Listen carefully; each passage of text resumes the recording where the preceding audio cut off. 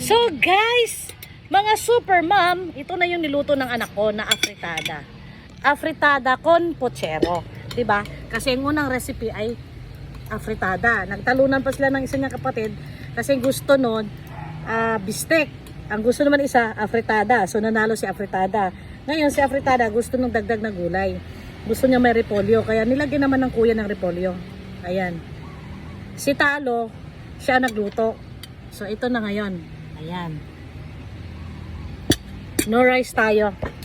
Kasi medyo lumaki-laki tayo ng konti. Kaya no rice na naman tayo. Woohoo! Carrots. Ay, dito pa lang dyan yun. Ha? Oo, wala nga. Tumutulo. Ando no? Ano yan? Tapos, ito yung repolyo.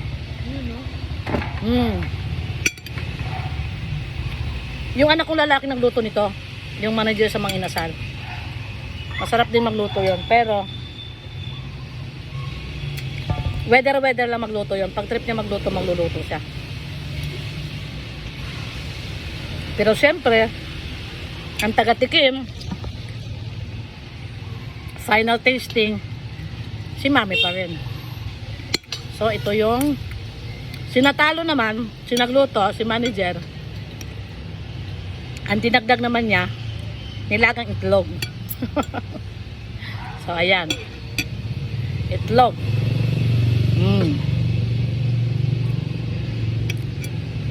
Tapos karne.